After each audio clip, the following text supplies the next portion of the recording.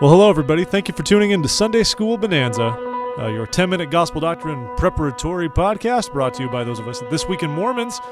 Pleasure to be here with you today. I'm joined this week with good old Al Doan. Hey, everybody. Hi there, Skip. How you doing? Doing good. Happy to be here. Glad to have you here. We've got more great lessons. I love gospel doctrine. You know that? It makes me happy. Yeah, me too. So this week we are in lesson 21. Alma did judge righteous judgments. I remember that. That's true. He did. So we're in Mosiah 29 and then Alma 1 through 4 this week. Or if you're like my ward, you're still in Mosiah 18. Yeah, whatever that is. So we're carrying on with this. So mostly what we're talking about today, principles of good government, avoiding priestcraft and pride, and things along those lines. So briefly, suggested how all of those work together. This is suggested in the lesson, so I'll talk about it. So your teacher might write on the board the following words: monarchy, republic, democracy, and theocracy. All found within the United States. Okay. Which state is which? Match them up. Should I quiz you on these things, Al? What do they mean? No. Come on, what's a monarchy? A monarchy is like China. No, that's an not autocracy. democracy. Is like Sweden. Okay, yeah. And Belize is all of the above. Okay, beautiful. So a monarchy is the leadership under one ruler, obviously, and sometimes they have absolute rule. Sometimes they don't. So, you have a lot of... all right, you're just reading from the manual. Well, I have a degree in political science. Okay.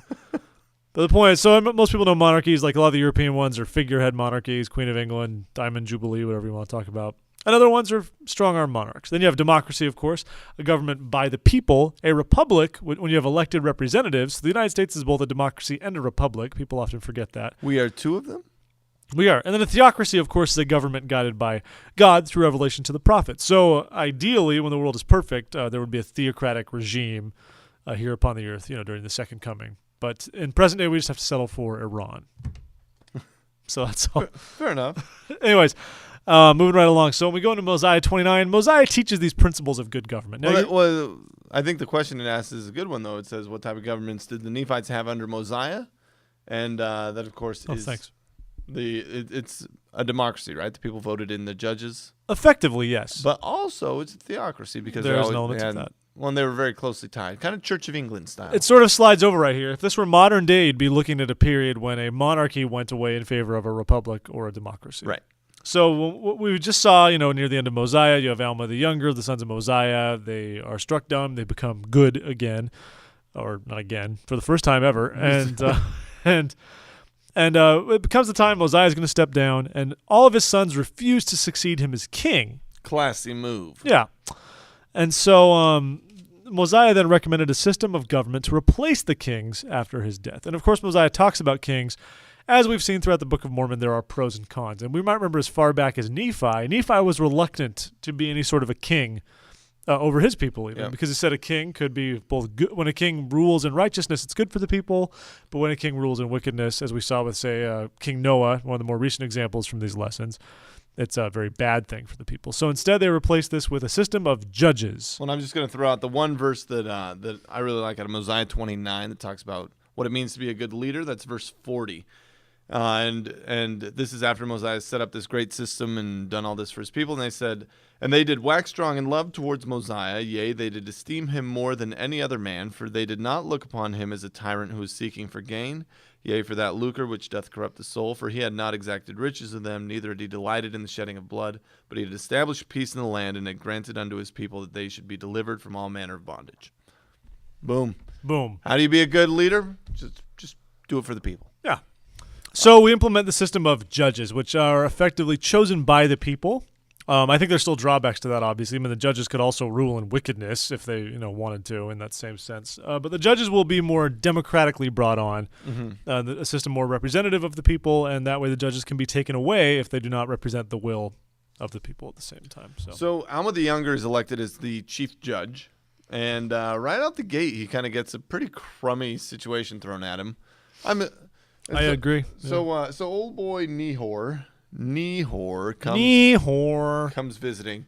Kind of sounds like one of those Pinocchio dream guys. But he comes in there, and he's an antichrist, and he comes spewing his filth. The question is brought to Alma of what do you do, right?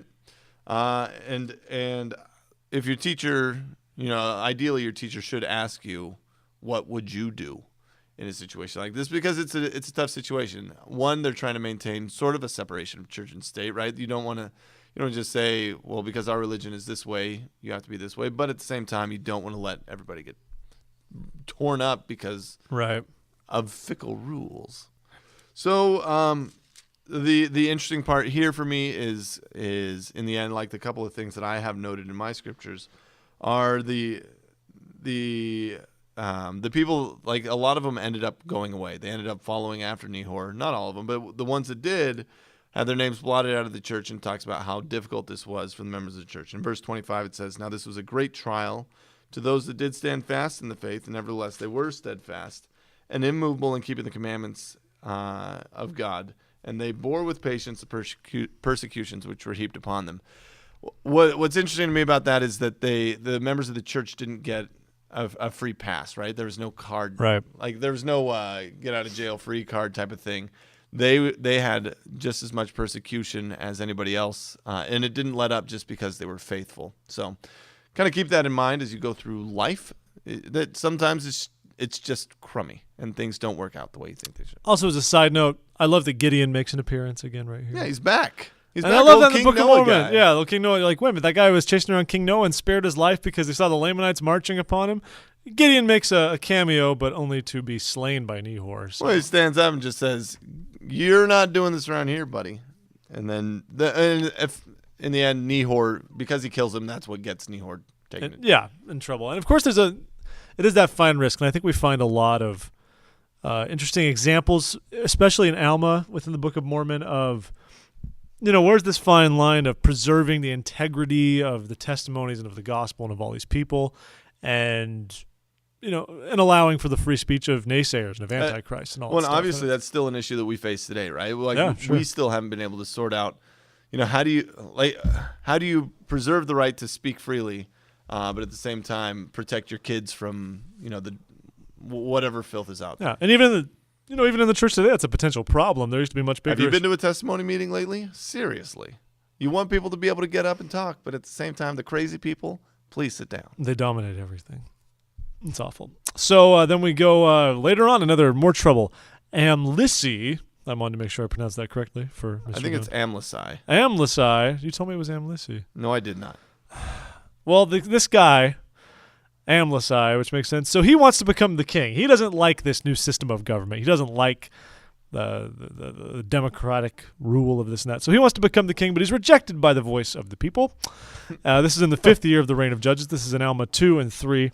I would love to run that political campaign of no, let's do away with the democracy that caused everybody to love Mosiah, and instead just let me rule you. Yeah. Well, Mosiah ruled them Vote too. for me. So there's not a ton here, but it's more of the point that Amlissi is a cunning man, and when the people rebuke him, he basically wages war, starts kind of a guerrilla campaign, separatist terrorism, whatever you'd want to look at it for modern day context. And the Nephites defeat a combined army of the Amlicites and the Lamanites. So they hop on. And then the Amlicites, what do they do to distinguish themselves from the Nephites, Al? Do you know? Wasn't it the red on their... Yeah. Yeah. They paint themselves up, much similar to their the red on their foreheads, and then much like their Lamanite brethren, of course. So I think this is mostly just used as another example of someone who tries to rise up, take down this regime that is ordained of God to lead the people in righteousness through righteous judges, but it fails. And then, of course, as time goes on in Alma 4... So Alma 4, we get almost the exact same story that played out in Alma 1. So far as the people of the church goes, not Nehor focused, but the people get built up in pride and right. fall away. Well, so the beginning of Alma 4 is very good. They're teaching and people are flocking to the church. Things are going great. Then pride creeps back in, and as it often does. Drama ensues. So the exact same thing we read about not 3 chapters ago about Nehor appealing to the prideful side of people and getting them all puffed up, and then they get excommunicated and off they go. Mm-hmm. Well, here we have it playing out again. And it probably gets worse in this case. Way to go, boneheads. I feel like Nehor was more of a bump in the road, but at this stage, the whole church is kind of getting en masse, it's getting a lot worse. It's hard because, like, again, we see it today, right? With the aggressive growth that happens. I mean, it's hard to keep the hearts pure and people focused on the atonement and the redeeming. And I really feel like we start to see the notion of the pride cycle once we establish the reign of the judges. It exists throughout the Book of Mormon, but I feel like it really starts to take root once the reign of the judges kicks off, and that's when the people get prosperous and the church is great, and then they get prideful. And we will start seeing this over and over again. Which is interesting, considering that this is this is all like brought in by Moroni, who, as he transcribes everything, he's condensing it more and more and more, and the fact that he expounds on Alma's or on the reign of judges in great detail, and we see that cycle over and over again, obviously means that that's something that we need to pay attention to. We do. So I guess that's going to be it for this lesson. Lesson 21, Alma did judge righteous judgments. Now you know. Yeah, thanks, Al. Thanks for showing up. All right, man. Appreciate having you here. And, of course, find us at thisweekinmormons.com. Send us an email, contact@thisweekinmormons.com, or you go to facebook.com/thisweekinmormons.